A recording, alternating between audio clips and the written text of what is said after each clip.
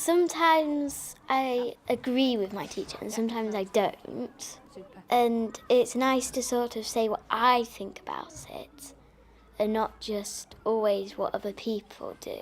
It's nice to have sort of like your own opinion about something.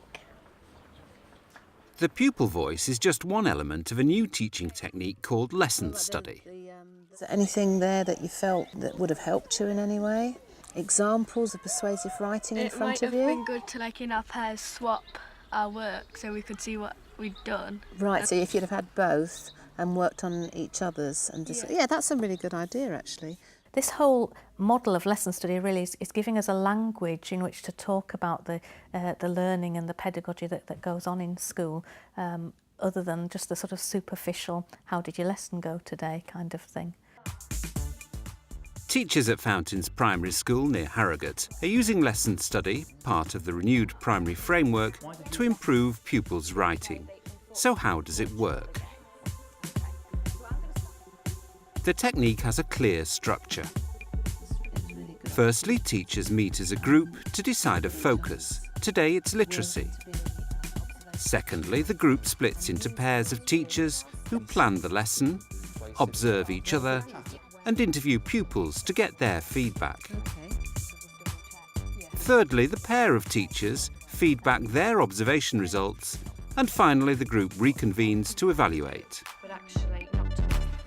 With one lesson study cycle recently completed, the school are keen to decide the focus of their next one. Are we all happy to carry on with the curriculum target, the sentence construction? Because it's been really powerful, I think, to look at that in a bit more detail. And we only concentrated on the lower attaining children. Do you think it's a good idea if we now move on to the higher attainers? That's a good idea. I think so, because the data's still showing that that's the area of weakness, isn't it? Although it's obviously improved through the work that we've been doing. We looked at our data. We looked particularly at writing. We'd done a lot of very detailed analysis of the bands and strands throughout the school, and one thing that came out very clearly was sentence structure seemed to be the weaker area.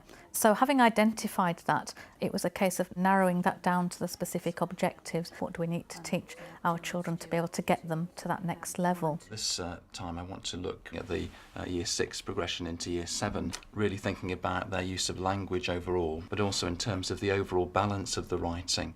The primary framework really helps us in the planning. It's very easy in that document to see how those objectives move from year to year and what the children need to do. For their first lesson study, staff decided to pair up across the key stages. Last time we paired up with as much variety as we could, didn't we really? So are we going to stick to the same pairings? I certainly found that last time that pairing was really, really useful. Don't often get the chance to be peer assessed by a teacher who's primarily looking at infants, so that sort of change of perspective was really useful for me. Excellent, so we need to break into pairs to do that planning, really. First to plan is Year 5-6 teacher Stuart Ellis with Year 1-2 teacher Jill Pemberton.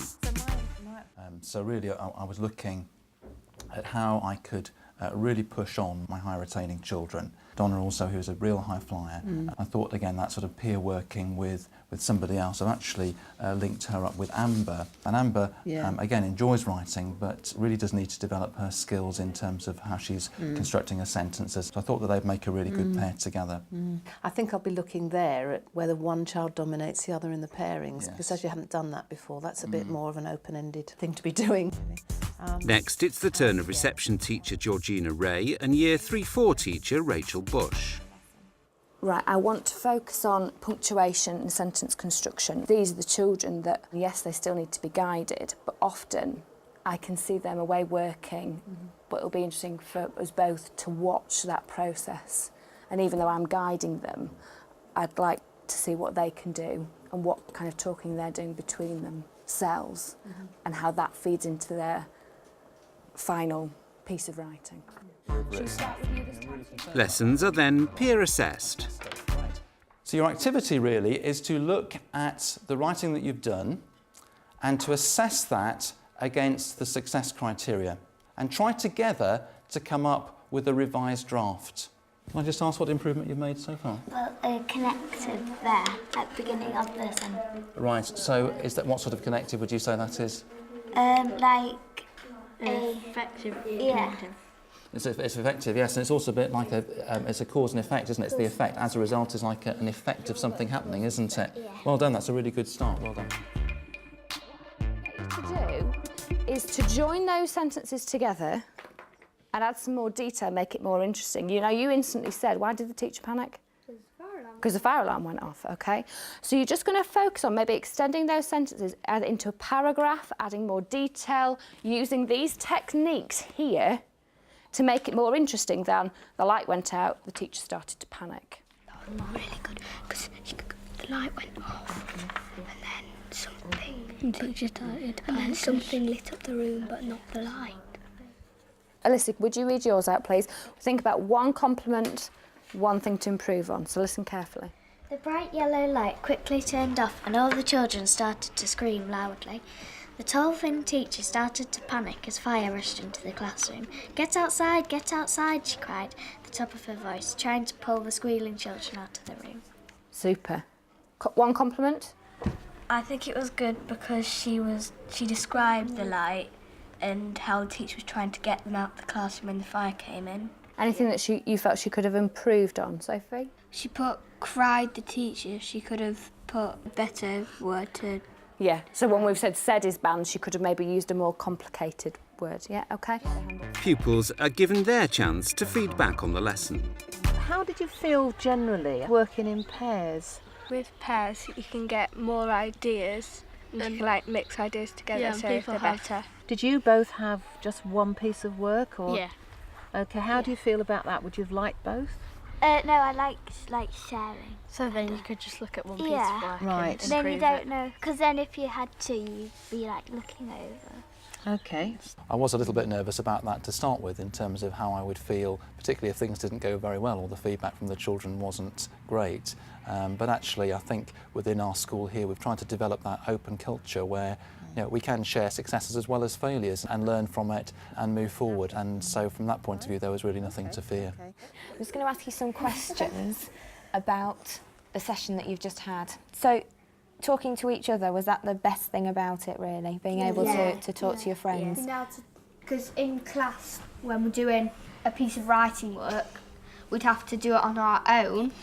But this session, we were allowed to talk so we could get ideas off for our friends. Is there anything that you thought didn't work? Mrs. Bush said that we were allowed to talk, and then everyone started just writing, and I kind of wanted to talk, and then I felt that some people didn't want to, so I didn't really want to disturb them. I chose to interview the children as a group this time because for the last lesson study I'd taken the children individually afterwards.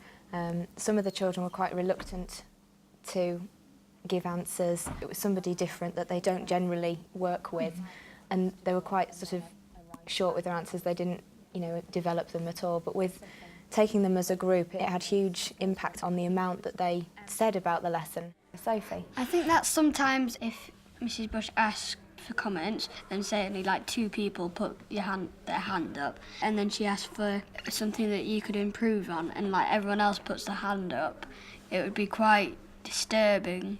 So, but it can be useful. I think you've got to be prepared that,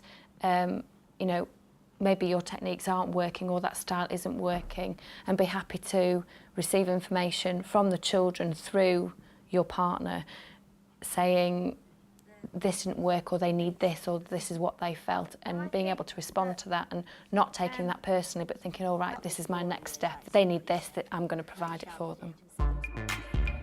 Pairs then feed back to each other. They all commented on the connective display. They said they make use of that a lot. Yep. And they very much liked having those cards. They thought they were really useful, and I did notice that they used them as a systematic way to tick off, well, we've done this one, let's have a look for this next one, Right. which was excellent. So it sounds like it might be worthwhile producing those type of success criteria cards for other writing genres, really. The problem with formal lesson observations is that it focuses very much on giving teachers a level. And it's a little bit like when you give feedback to children on their work. If you put a grade on it, all they look at is the grade. And I think that's very much how teachers see it when they see whether you've been good or outstanding or inadequate or satisfactory or whatever. Whereas this process is much more about constructive dialogue and feedback that actually gives you something to work at. The children said that they found that sometimes before the session they just put commas and things anywhere, but they said that really in that session it helped them to focus on where they needed to be, and you were giving lots of input and helping them to just check their work. Yeah, that's good, because I actually thought on that bit, I wondered whether they were just saying that because that's what I wanted to hear, but if they've said that to you, then that's reassuring. I think that most lessons have got better since the last interview because of the things we've said about the lessons. It's just made it a lot better. I didn't like English much last time, and then when we did the interview, I liked it more. I feel happy now, and I felt good about doing the interview once you've actually said it to a teacher. I think it was Sophie said that the thing that she would have liked would be separating the time to talk from the actual writing time, because she was quite keen to talk to somebody about it and share some ideas. But everybody else, sort of, like you said in the session, they went straight down to their work. So for her particularly, it would have been nice to say, right, you've got 2 minutes talking time or whatever. Everybody has to talk, you know, to each other and share ideas, and then have the 5 minutes afterwards. Ultimately, we're here for the children, and it's the children's, not judgments, but their perception of that process that's important. And to get that directly from them, who you are working with, the whole thing becomes more effective because you're listening to them and basing future work based on what works for these particular children. And I think that's why it's an ongoing process. It's not saying, well, you know, I've taught a lesson however many years ago and this worked well then. You're actually identifying with the children you're working with at hand. All findings are pulled together and the evaluations begin.